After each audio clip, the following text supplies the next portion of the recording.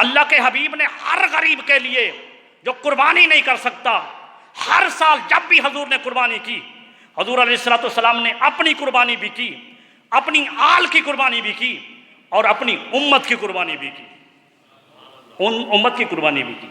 तो क्या ख्याल है, जब कुर्बानी के जानवर पर हजूर ने नाम लिया होगा मिन आले मोहम्मद, तो कि गैरुल्लाह का नाम है तो कुर्बानी हराम हो गई होगी। हजूर ने खुद नाम लिया है यार। और जब हजूर ने फरमाया है कि मिन उम्मत मोहम्मद, तो उम्मत मोहम्मद का नाम भी कुर्बानी के जानवर पर आया, लेकिन हराम नहीं हुआ, इसलिए कि जानवर तो तकर्रुब इल्लाह के लिए है, अल्लाह तबारक व तआला की बारगाह में ज़बह हो रहा है। नाम हजूर की आल का भी आ रहा है, उम्मत का भी आ रहा है, और यही दस्तूर बाकी रहा कयामत तक के लिए है। हम एक जानवर ले आते हैं तो ये सरबराह कहता है मेरा हिस्सा है, ये आमिर का हिस्सा है, ये अमर का हिस्सा है, ये जायद का हिस्सा है, ये जानवर बबलू के लिए है, ये फलां के लिए है, ये फलां के लिए है। अरे जानवर तो कुर्बानी के लिए ज़बह कर रहे हो, नाम उस पर गैरुल्लाह का आ रहा है। पता चला कि गैरुल्लाह का नाम आने से चीज हराम नहीं होती, हराम नहीं होती, क्योंकि वक्त ज़बह जो है, अगर मैं इसको एक मिसाल से समझाऊं, अगर सही समझा सका तो मेरी कुछ सलाहियत होगी, नहीं समझा सकूँ तो मेरी अपनी कमज़ोरी होगी। मैं आपको ये अर्ज़ करूँ कि एक जानवर है, एक जानवर जो है ना, वो लिया ही एक हिंदू ने है, एक हिंदू ने लिया, बुत परस्त ने लिया, एक जानवर, एक दुम्बा लिया, एक बिल्कुल एक बुत परस्त ने। और उसने क्यों लिया था कि इसको अपने बुत के नाम पर ज़बह करूँगा, बुत के नाम पर इसको ज़बह करूँगा, साल के बाद ज़बह करूँगा। जानवर उस दुम्बे को पाल रहा है, हर किसी को पता है कि बुत के नाम पर पाल रहा है, और ये ज़बह जब करेगा तो साफ ज़ाहिर बुत के नाम पर ही ज़बह करेगा। और एक मुसलमान ने जानवर लिया और उसने कहा कि अल्लाह के नाम पर ज़बह करूँगा, अल्लाह के लिए लिया है, तक़र्रुब इल्लाह, अल्लाह के लिए लिया है मैंने, और ये अल्लाह के नाम पर ज़बह करूँगा। अब ये दो जानवर पल रहे हैं, एक बुत हिंदू के पास पल रहा है, और एक जो है एक मुशरिक के पास पल रहा है, और एक मुआहिद के पास पल रहा है। मुआहिद, वहदत, तौहीद वाले के पास, मुसलमान मोमिन के पास पल रहा है दो जानवर।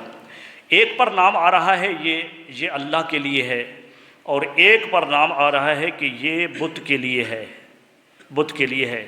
ईमान से बताइए, वो दिन जब वो ज़बह करने का दिन आया, वो जिस पर सारा साल बुत का नाम आता रहा, वो जानवर चला गया मुसलमान कसाई के पास, मुसलमान कसाई के पास वो जानवर गया, उसने लिटाया जानवर को और तकबीर पढ़ी, बिस्मिल्लाह अल्लाहु अकबर, ज़बह कर दिया।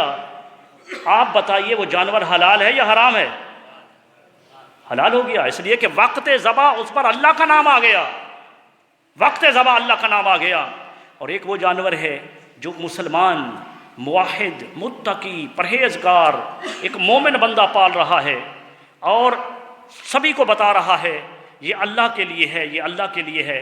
खुदा न खास्ता वो जानवर आखिरी दिन चला जाए मुशरिक कसाई के पास, मुशरिक कसाई के पास चला जाए, सारा साल तो नाम आता रहा अल्लाह का, लेकिन जिस वक्त उस पर वक्त ज़बह उसने बिस्मिल्लाह अल्लाहु अकबर नहीं पढ़ा, बगैर तकबीर कहे उसने ज़बह कर दिया। ईमान से बताइए वो हलाल है या हराम है? वो हराम हो गया, वो हराम हो गया। तो बेयान ही इसी तरह बिल्कुल जिस चीज़ पर गैरुल्लाह का नाम आए वक्त ज़बह, तो वो चीज़ हराम है। और वक्त ज़बह अगर गैरुल्लाह का चीज़ नाम ना आए, और उस पर किसी अपने इसाले सवाब के लिए अपने दादे का, परदादे का, वालिद का, किसी अपनी औलाद का, किसी अपने शायख का, उस्ताद का, कि हम उसके लिए ये काम कर रहे हैं, तो वो ऐन जायज़ है। मैंने बुखारी की एक हदीस बयान की, ये तो बुखारी में हदीस है, बाब तर्जमतुल बाब जब कायम नहीं किया, लेकिन बताना ये चाहता हूँ कि इसाले सवाब कोई करे, एक करे तो दूसरे को उसका सवाब मिलता है। तो ये मुस्लिम के अंदर, इब्ने माजा के अंदर, नसाई के अंदर इन मुहद्दिसीन ने बाब बांधे हैं, एक बाब में तक 2-3 हदीसें तो कम अज़ कम होती है ना। बुखारी ने बाब नहीं बांधा, बुखारी के अंदर हदीसें मौजूद हैं इसाले सवाब की, लेकिन इस इमाम मुस्लिम ने मुस्लिम शरीफ के अंदर इसाले सवाब सदक़े का, कि एक सदका करे दूसरे को उसका सवाब मिलता है, तो ये बाब बांधा है। यहाँ पर एक हदीस दे रहा हूँ मुस्लिम शरीफ से। हजूर की बारगाह में एक शख्स आया, अर्ज़ की या रसूलल्लाह मेरा वालिद फौत हो गया, मैं उसकी तरफ से रोज़ा रखूँ उसे सवाब पहुँचेगा? मेरे आका ने इशारा दिया कि अल्लाह का कर्ज भी अहम होता है। फरमाया कि हाँ, अगर लोगों का कर्ज तुम्हारे ऊपर होता अदा करते या ना करते? उन्होंने कहा ज़रूर करता। फरमाया अल्लाह के कर्ज को भी पूरा करो, अपने वालिद की तरफ से इसाले सवाब के लिए रोज़ा रखो। एक हुज़ूर अलैहिस्सलाम की बारगाह में हज़रत अमर बिन आस आए। ये वो अमर बिन आस हैं जो फ़ातिह मिस्र हैं, फ़ातिह मिस्र। ये आए, अर्ज़ की या रसूलल्लाह मेरा वालिद फौत हो गया, मेरे वालिद ने वसीयत की कि जब मैं मर जाऊं तो 100 गुलाम आज़ाद करना है। 100 गुलाम यानी मेरे इसाले सवाब के लिए 100 गुलाम आज़ाद करना है। मेरे भाई हशाम ने अपने हिस्से का 50 गुलाम आज़ाद कर दिया, लेकिन आका मैं आपकी बारगाह में पहुंचा हूं, आपसे पूछना चाहता हूं कि अगर मैं 50 गुलाम आज़ाद करूं तो क्या इसका सवाब मेरे वालिद को पहुंचेगा? हजूर ने इरशाद फरमाया लौ काना मुसलमान, अगर वो मुसलमान होता। काश तुम्हारा बाप मुसलमान नहीं था, आस जो है मुसलमान नहीं था। अगर वो मुसलमान होता, सदका करते सवाब मिलता, रोज़ा रखते सवाब मिलता, उनकी तरफ से हज बदल करते सवाब मिलता, गुलाम आज़ाद करते सवाब मिलता, लेकिन वो मुसलमान नहीं मरा, इस वजह से उन्हें सवाब नहीं मिलेगा। तो अज़ीज़ान गिरामी कद्र, सवाब मोमिनों को मिलता है, ये अल्लाह तबारक व तआला ने मोमिनों पर करम किया है। इस वजह से हदीस पाक में है कि एक बंदा मरेगा। आखिरी बात कर रहा हूँ क्योंकि मैंने बात लंबा तवील मौजू है और मैंने इसको छेड़ दिया।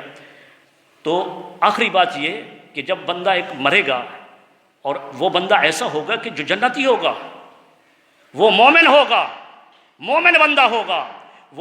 जब जन्नत, हुजूर ने फरमाया जब जन्नत में चला जाएगा तो चूँकि नेक अमाल थे उसके जन्नत में चला गया, लेकिन हुजूर ने फरमाया कि अचानक जन्नत में उसका दर्जा बुलंद हो जाएगा। वो बंदा अर्ज़ करेगा कि बारी ताला ये मेरा दर्जा कैसे बुलंद हुआ? जन्नत में था तो पहले भी जन्नत में, लेकिन जन्नत में भी दर्जात हैं, मेरे दर्जा कैसे बुलंद हुआ?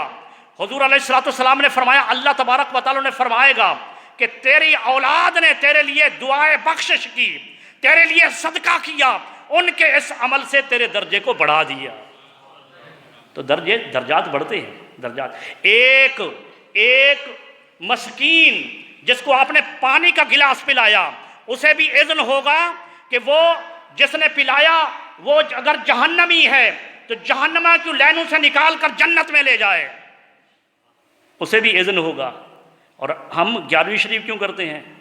11वीं शरीफ इसाले सवाब ये हर जगह पर क्यों हो रही है? वजह क्या है? इसकी वजह यह है कि गौसुल आज़म अल्लाह तबारक व तआला के ऐसे मुकर्रब हैं कि सारी ज़िंदगी अल्लाह तबारक व तआला की इबादत के लिए अपने पहलुओं को बिस्तर से जुदा कर दिया। 15 साल तक एक टांग पर खड़े होकर आपने 15 साल तक रात पूरी अल्लाह की इबादत में गुजारी। 40 साल तक आपने रात के इशा के वजू से सुबह की नमाज अदा की। आप इस कदर परहेजगार, और ये इसाले सवाब जब हजूर की बारगाह में करते हैं वो तो पहले नेकोकार हैं, और या कराम की बारगाह में करते हैं वो पहले नेकोकार हैं। अगर वो जन्नती हैं और यकीनन जन्नती हैं तो इस लालच पर करते हैं कि जब उनके लिए हम इसाले सवाब करेंगे, हम ये लालच रखते हैं कि जब इतना बड़े बुजुर्ग को इसाले सवाब कर रहे हैं, हम गुनाहगार हैं, अगर हम गुनाहगारों की लाइन में खड़े होंगे तो ये हमारी लाज रखेंगे, अरे बाबा हमने तुम्हारे लिए इसाले सवाब किया था। बाबा समझेगा इनके इसाले सवाब की वजह से जन्नत में मेरे दर्जात बुलंद हुए थे, रब्बे कायनात इज़्न शिफात देगा। ये बाबा उस वक्त तक छोड़कर नहीं जाएगा जब तक गुनाहगारों को जन्नत में ना ले जाए। ये लालच है इसाले सवाब का, जो हजूर को भी करते हैं, सहाबा को भी करते हैं, अहले बैत अतारों को भी करते हैं, नेकोकारों को करते हैं। अगर हम गुनाहगारों को करें तो गुनाहगारों के गुनाह मिटते हैं, बख्शिश होती है, और नेकोकारों को इसाले सवाब करें तो फिर उसमें भी हमारा ही फ़ायदा है। अल्लाह रब्बुल इज़्ज़त हमें समझने की तौफीक अता फरमाए। वमा अलैना।